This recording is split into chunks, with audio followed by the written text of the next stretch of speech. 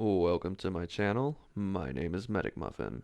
Those of you in the Chivalry 2 community may know me better as the Polax. Today we're going to dive into part 2 of my controller combat series. If you have not yet seen part 1, it is linked in the description, and I highly recommend giving it a watch first before you come back here. Those of you who are returning, welcome back. The topics for today are going to be exploring some ideas and theory about how to effectively use your analog sticks and how to make effective use of attack cancels. No need for a lot of disclaimers this time, so let's jump right into it. When I talk about using your sticks, what I really mean is maximizing and optimizing your efficiency with them.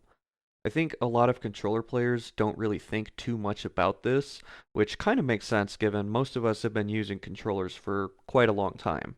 Personally, I've been gaming for 20 years and change now, and it still takes an effort to be mindful of this because it's such a basic and natural part of using a controller. That is, of course, also the exact reason we should be mindful of it.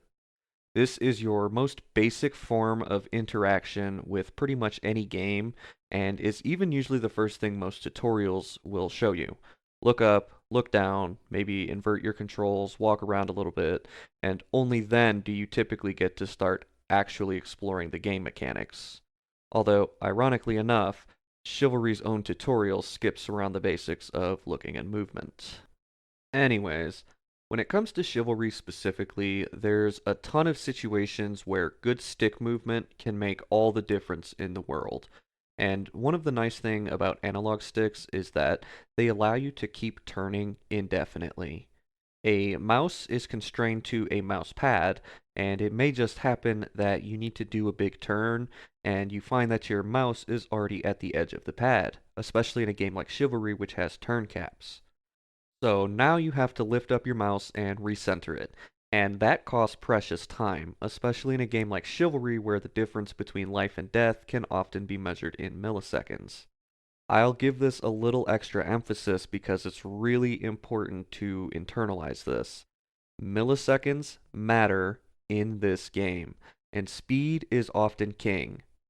Now, the lack of needing to ever reposition your stick the way you would with a mouse is nice to have, but I'm not sure I'd strictly call it an advantage over a mouse.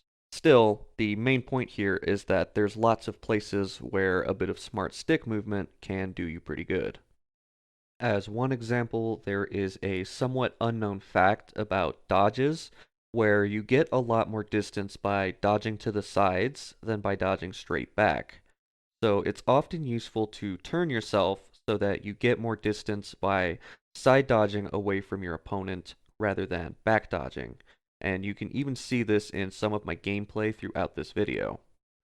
Additionally, spinning around when you attack, which is not to be confused with what we specifically call spinning attacks, can be a great and reasonably safe way to peek behind you and see if any enemies are sneaking around, or maybe if you have reinforcements coming in from spawn.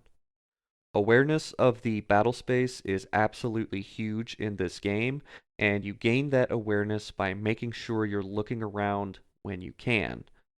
It is often pretty safe to excel a slash into someone, for example, and simply keep turning so that you can pull a full 360 turn, see what's around you, and be facing your opponent again before they can do whatever they're going to do. You will still have time to block them. Good stick movement is also necessary if you ever want to use certain higher level techniques, such as aforementioned spin attacks, or for example using something like the Steve dodge. I might cover some of these concepts in detail in a later video if it's something people want a lesson on, but for now I think this is best summed up with a generality. Sometimes it's better to keep turning in the direction you're turning than to stop and look the other way. Remember how I said milliseconds matter?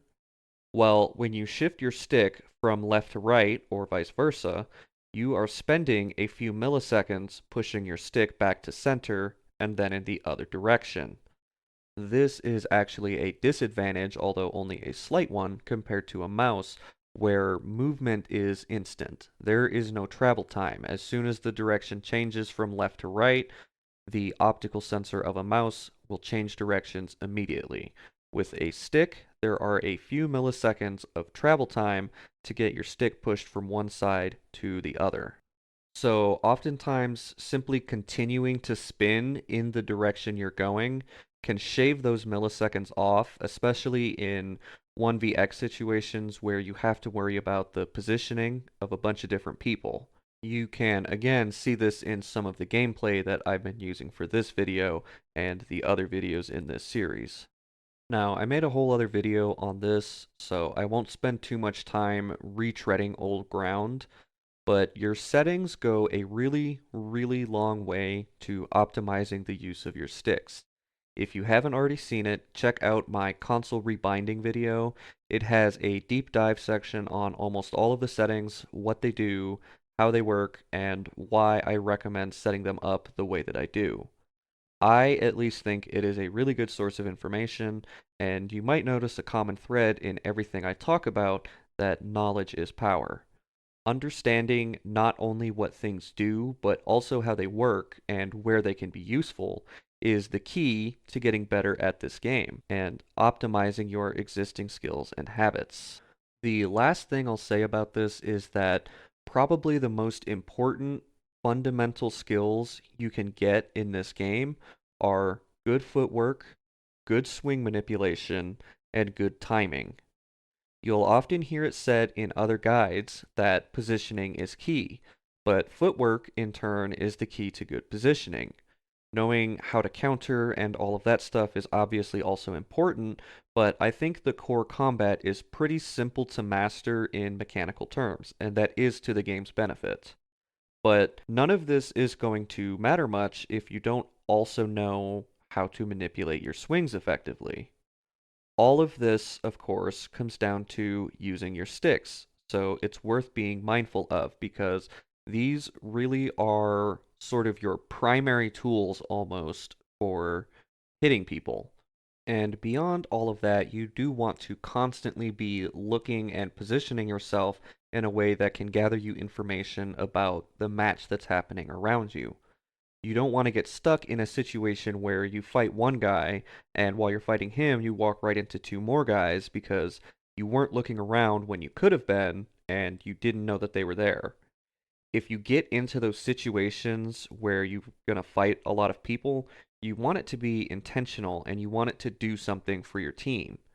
Not all valuable gameplay looks good, but distracting a chunk of people for even a few seconds can make all the difference in a bigger team fight. Awareness is just as important as positioning, and the two kind of go hand in hand. After all, how do you know where to position yourself if you don't know what's going on around you? Think about how you're using your sticks and about how you're not using them. Attack cancels are another one of those higher level concepts that I notice aren't really used so much by controller players, and to a certain degree I do understand that. It is on the X button, or square if you're on PlayStation, and that means taking your thumb off the right stick to use this input. This of course ties back to what I said at the beginning of this video about getting a controller with paddles, because attack cancels, while they may be a little bit niche, are still very useful. Note that these are different from feints and can only be done from neutral or from combo attacks. You cannot attack cancel from a counter, a riposte, or a heavy attack. At higher levels of gameplay especially, attack cancels are very useful for mixing up opponents, especially opponents who are good at countering. I'm talking about the sort of people you meet in game who just seem absolutely untouchable to you. The guys who counter everything no matter how much you feint or how much you drag. They don't fall for kicks, they block all your jabs. Those are the sorts of people where this technique can become really useful for you. One other thing to be aware of is that while you can only feint properly once in any given attack sequence, you can perform as many attack cancels in a row as your stamina bar will allow. Now, one thing you can do with attack cancels is what we call a triple feint. A triple feint is when you input an attack, you quickly cancel it and input another attack in quick succession, and then you feint your second attack.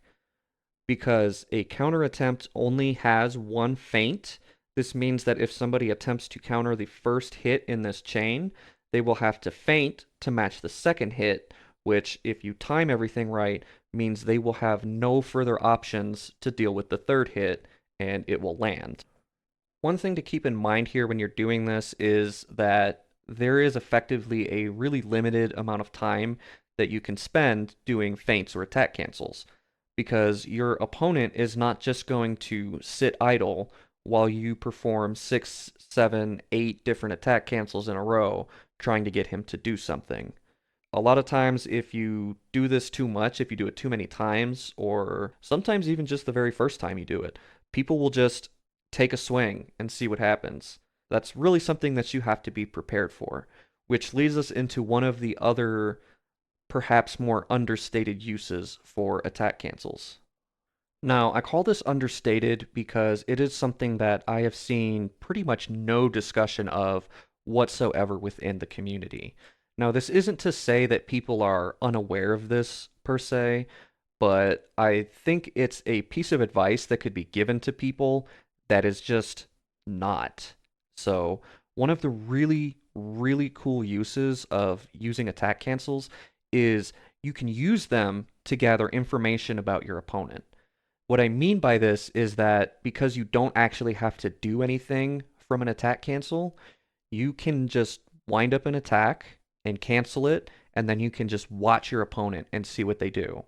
If they, for example, try to counter it, that tells you they're probably going to try and counter everything you do, or at the very least, they're probably going to try to counter fairly often.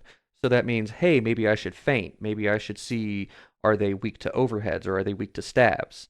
And then from there, you just keep going on and learning more information. Even if they don't attempt to counter, even if they just put their block up, or even if they just look at you like an idiot while you're, getting ready to hit them, that tells you they're probably not going to counter a lot, so feinting a lot is going to be a waste of your stamina, and hey, maybe I should open with a kick instead, see if he'll fall for a kick. Or maybe I can put some footwork into this. If he's not going to swing until after I hit his block, maybe I can just go around his block with some good footwork. You can even do things like attack canceling twice in a row just to check and see if someone can counter feint, for example, or if they can alt feint if you attack cancel the same attack back into itself. Which, as a quick note, if you quickly input the same attack after canceling it, it will initiate from the opposite side, as if you had feinted it. This is a fairly tight input, and if you wait just a split second longer before you input the second attack, it will come from the same side normally. So this is also sometimes useful for maybe if someone's really good at countering alt feints, they will get a little bit tripped up if you, for example, right side slash, attack cancel, wait that split second, and then right side slash again. Because that doesn't look like an alt feint. It looks like a slash and then another slash. There's no big animation of you changing the side of the swing. So these are all just very useful tricks, and as with everything else, I really recommend experimenting with this and seeing what sort of absolute fuckery you can get up to, because really, in my experience at the really high levels of play, this is how people are going to fuck with you a lot of the time. Some of it is confusing animations, or as some people would call it, animation abuse, but a lot of it is going to be messing around with attack cancels and effectively playing a game of chicken about, can I get you to do something so that I can hit you? Unfortunately, this is also where we find some more of those functionality issues that I've talked about here and there throughout this video. This is much the same as with alt feints from ripostes, where it sometimes just doesn't work. In my experience, it's mostly prone to not working on combo hits, particularly where the first hit actually made contact with someone, whether they blocked it or not. But sometimes there's other situations where your attack cancel just will not happen. As before, this is really only something you can mitigate by being aware of and prepared for, and the only real fix would have to come from the developers. Unlike the alt feint issue, however, attack cancels are still generally reliable enough to be an actually usable mechanic. Just be aware that sometimes they won't work. The other thing is that for whatever reason, it doesn't seem possible to attack cancel into different attack types. I think this is controller specific, but I'm not actually 100% sure. This may be an intended game mechanic, as I've never actually tried to test this on a mouse and keyboard myself. So if you try to, say, attack cancel a slash into an overhead, what's actually going to happen is you're just going to perform a normal feint, and once you feint, you are now committed to your second attack. As always, this is something the devs would have to fix if indeed this is a bug and not the intended behavior. Although, I don't really see a reason why I can attack cancel a dozen slashes in a row, but I can't consistently attack cancel into all different attack types without getting feints that I don't want. At the end of the day, this kind of just is what it is, and it doesn't have a huge impact on any of the things that I've spoken about here. It is very consistent to use from neutral, which is mostly where you want to use it from anyways. But still, it's kind of annoying, especially if it's not the intended behavior, because as I've said once already, more options is better than less options. And with that, we are all wrapped up on part 2 of the controller combat series. As always, I recommend taking everything you learned here into a dual server or an offline mode and putting in the practice to develop your muscle memory. Remember that all of these things fit together in the wider arena of chivalry combat. Try to identify when and how people are using these things when you see them in game, and try to incorporate it into your own gameplay. Getting beat up by things is a really good way to learn how to do them. If you found this guide informative, I would appreciate it if you could give it a like and share it around, as I am trying to reach as many people as possible. Until next time, I just want you to remember two things for me. Archers are all cucks, and you should be playing more Polax.